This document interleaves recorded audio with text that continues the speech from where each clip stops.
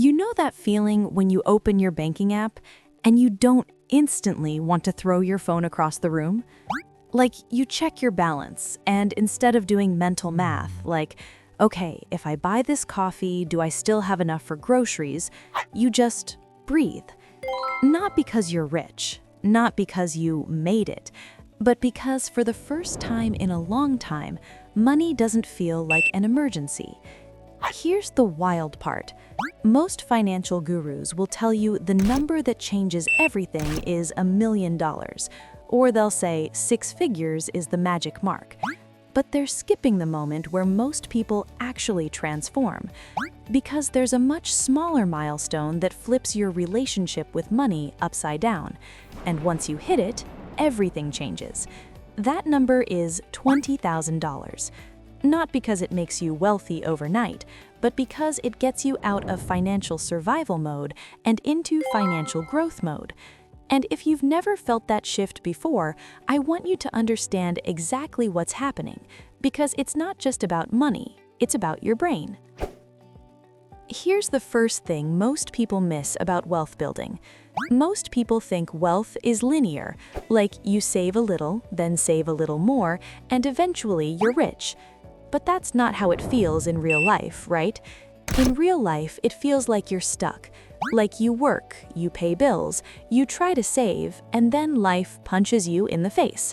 Car problem, unexpected expense, rent goes up, hours get cut. Something always happens. And here's what's actually going on. Wealth building has invisible barriers, thresholds. Cross them and the rules change. The best metaphor is this. Imagine you're pushing a heavy boulder up a hill. At the bottom, it's brutal. You're sweating, you're straining, you're barely moving it an inch, and you're thinking, why does this feel impossible? That first part is the part nobody posts on Instagram. But then you push long enough and the boulder starts to roll. And once you hit the top of the hill, gravity flips. Now it's not fighting you, now it's helping you. And $20,000 is the first major hill. It's the first time your financial boulder crests the slope. Before it, everything feels uphill. After it, momentum starts to exist. Now, this is where it gets psychological. Let's talk about your brain. When you don't have savings, your brain runs on one operating system, survival mode. In survival mode, every money decision is filtered through fear.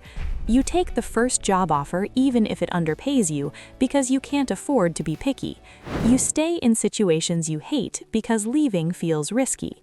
You say yes to things you don't want because you need money. And it's not because you're weak, it's because scarcity hijacks your brain. When you're constantly worried about bills, your brain can't think strategically. It can't plan, it can't zoom out. It's like trying to plan a vacation while your house is on fire. All your mental bandwidth is consumed by immediate threats. What if something goes wrong? What if I can't cover rent? What if I lose my job? What if my car breaks? Now here's what happens when you build real savings, like 3 to 6 months of expenses, which for a lot of people lands around $20,000. You don't become rich, you become safe. And safety creates something most people underestimate: mental breathing room. You stop asking, how do I survive until next paycheck? And you start asking, how do I grow this? That's the moment the entire game changes. Because growth thinking is a completely different mindset. You're proactive instead of reactive. You're strategic instead of panicked. You make decisions from strength, not desperation. That's why 20,000 feels like a cheat code. Not because the number itself is magical, but because it pulls your brain out of survival mode. And here's the part nobody expects when they start investing. The second 20,000 is faster than the first. Okay, now let's talk math, but I'll keep it real world. Imagine you're saving $1,000 per month and investing it, and your investments earn around 8% per year on average. How long does it take to reach your first 20,000? Roughly 18 to 20 months, depending on timing and returns.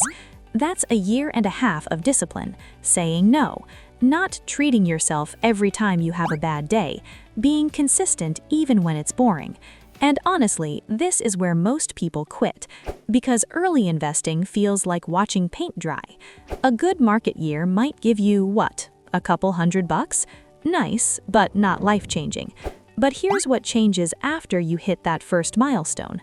Your second 20,000 doesn't take the same amount of time, because now you have your first 20,000 working alongside your new contributions.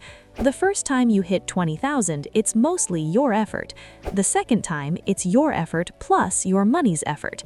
That means the timeline shrinks, and as the balance grows, it shrinks faster and faster. Eventually, the speed becomes almost comical, because the amount that once took you nearly 2 years starts taking months. And that's what compounding really is. Not getting rich quick, it's your money doing a larger share of the heavy lifting, while you keep doing the same monthly behavior. That's why the first milestone matters so much. The first 20,000 is proof you can build momentum. Now, let's talk about something most investing videos barely mention. This milestone doesn't just change your portfolio, it changes your relationship with work. When you're paycheck to paycheck, you're trapped. Your boss has more power, your workplace can be toxic, you can be underpaid, but you stay because you have to. You can't negotiate confidently because the fear in the back of your mind is, if I push too hard, what if they fire me? But 20,000 changes that dynamic, because now you have what I call walking away money. Not quit your job and move to balling money, but I can survive for months while I find something better money. That makes you show up differently. You ask for the raise you deserve. You push back on unreasonable demands. You don't tolerate disrespect the same way. You take interviews. You explore better opportunities. And here's the crazy part. Often, you don't even need to use your walking away money. Just having it changes your demeanor. You become calmer, more confident, more assertive. And when you show up like that, people notice. You get better projects, more recognition, more leverage, and then you start earning more, which helps you save more, which gives you more leverage. It's a positive feedback loop. That's how wealth actually builds, not through one perfect stock pick, but through momentum, psychology, and leverage. Now, before you do anything, there's one trap you have to avoid. People hit 20,000, they finally feel that relief, and then they say, I deserve a reward. So they buy a new car, or take an expensive vacation, or finance something shiny that makes them feel successful. Listen, I'm not anti-fun, but that 20,000 is not a prize. It's not a trophy. It's the foundation of your entire financial future. Because here's the truth, a new car doesn't build wealth, it destroys it. The moment you drive it off the lot, it drops in value. That's money evaporating. Meanwhile, investing does the opposite, it multiplies. This is where opportunity cost hits hard. A $30,000 car isn't just $30,000.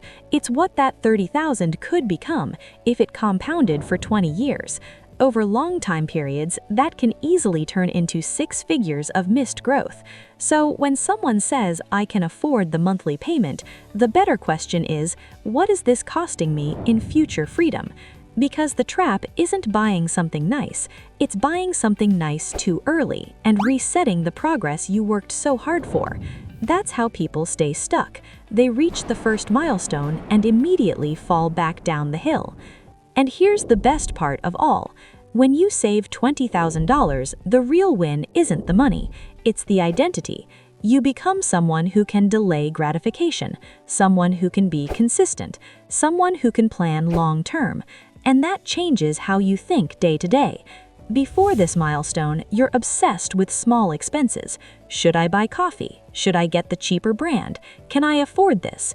After this milestone, you stop sweating the small stuff. Not because you're careless, but because you've built trust in yourself. So your focus shifts to bigger strategic decisions. Where you live, what you drive, your income growth, your investing consistency, your lifestyle inflation. That's what wealthy people do differently. They don't obsess over $3. They optimize the big levers that move their net worth by tens of thousands. And that's what it means to go from reacting to life to designing it. So here's the bottom line. $20,000 won't make you rich, but it will make you different. It's the first milestone where money stops feeling like a fire and starts feeling like a tool. It gives you breathing room, it gives you options, it gives you momentum. And once you've built that first foundation, the rest of wealth building becomes less about motivation and more about keeping the boulder rolling. So if you're not there yet, don't get discouraged. You're not behind. You're just at the hardest part of the hill. Keep pushing, because future you is going to open that bank app one day and smile, and they'll know exactly why. I'm Leo, your wealth guide. See you in the next video.